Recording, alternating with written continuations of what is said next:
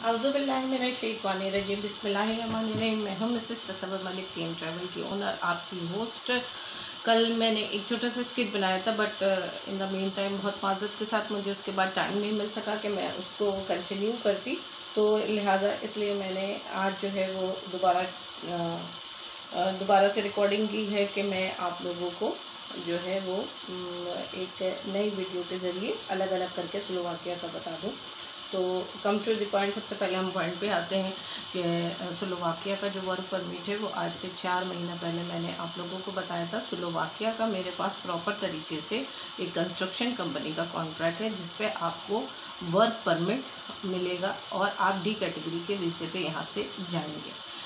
2.5 से 3 महीने का प्रोसीजर है। पहले तो 2.5 से 3 महीने का प्रोसीजर हमें ज़रा मुश्किल लगता था, लेकिन आजकल हमारे लिए ही ये बहुत अच्छी बात हो गई है कि हमें जो है वो 2.5 से 3 महीने मिल जाएंगे कि तब तक नॉर्मली हमारे जो है वो हमारे लिए एयरपोर्ट्स खुल जाएंगे। यहाँ एक छोटी सी कन्फ्यूजन चल रही है लोगों में।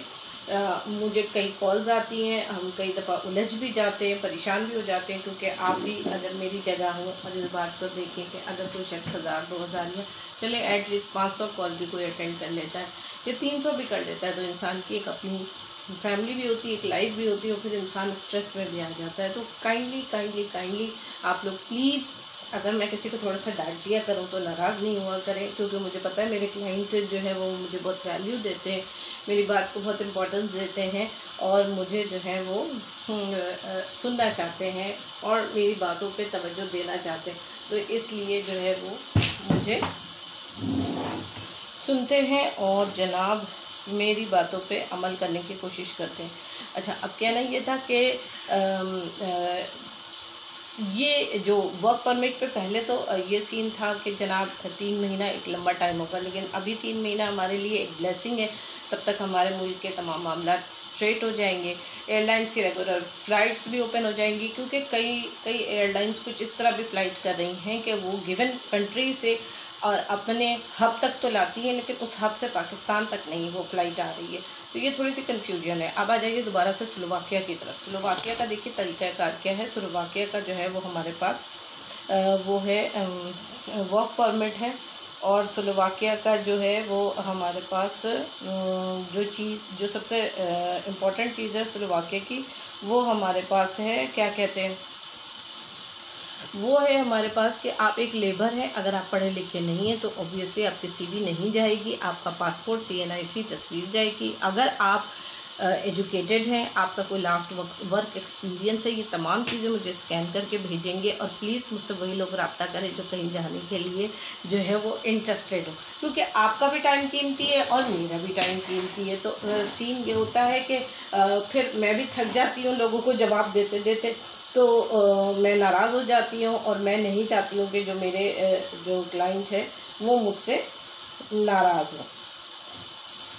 अच्छा, अब कहना ये था कि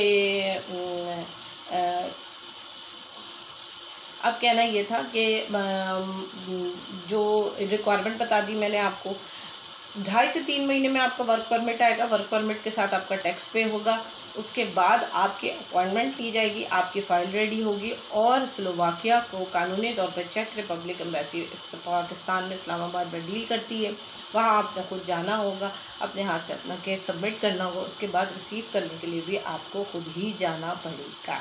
ठीक है, ये था प्रोसीजर। अभी भी मेरे पास, चूँकि जाहिर सी बात है पेंडेमिक हो गया था, जो हमारे कोरोना साहब हैं और अभी तक स्टिल है, तो वो जो है उसकी वजह से हर जगह ही काम स्टॉप डाउन हुआ था। अब दोबारा से सारे काम खुल गए हैं, तो जो लोग अप्लाई करना चाहते हैं वो एक बार फिर मेरी बात सुन लीजिए। अच्छा, स्लोवाकिया जो है शेंजन स्टेट में आता है, ये याद रखिएगा। शेंजन वो 28 ममालिक हैं जिसमें आप एक वीज़ा लगाते हैं और सब जगह घूम फिर सकते हैं, जिसमें ऑस्ट्रिया, जर्मनी, फ्रांस,